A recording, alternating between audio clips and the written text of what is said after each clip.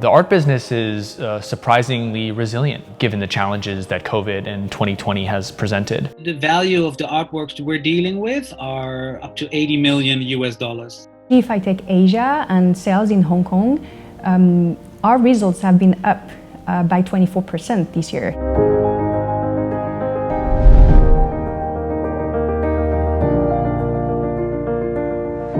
The modern art market in Hong Kong is extremely healthy. Hong Kong's role as a hub for trading this art is unquestioned.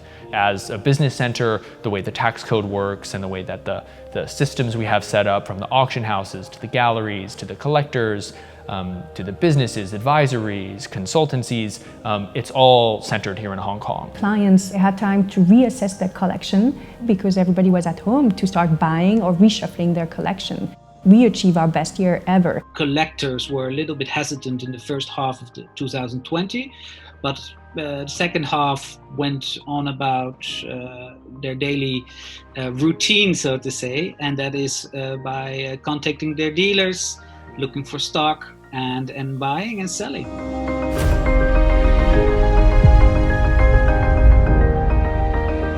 We have seen a huge uptick in millennial collectors. I think as a millennial, art is something that's very important and very meaningful to my generation. And it's something that we feel is significant and contributes to civil society, essentially. And that's why we engage with it so seriously. High net worth millennial collectors are the most active online buyers. They tend to shy away from the real old art, the antiquities and the old masters. They go for the more modern works, the more abstract ones. One of the most exciting moments in 2020 was the sale of the Yoshitomo Nara painting, Hot House Doll, that we sold in Hong Kong in December. It was a work that had not been at auction for more than 20 years. The owner entrusted Philips with the sale of this artwork. So we decided to create a special room which looked like a Japanese tea house, and the artwork was the star lot. The auction itself was fantastic, and we achieved the second highest price for the artist ever at 13 million US, with bidding coming from everywhere.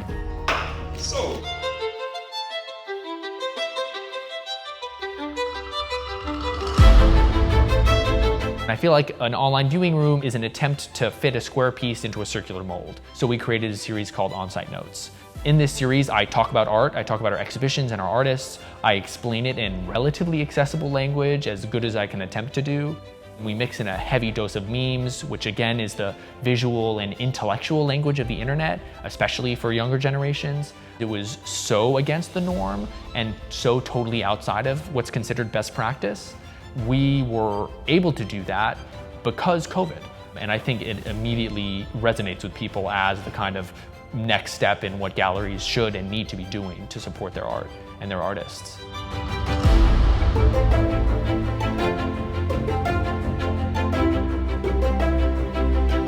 Serious collectors will continue to buy.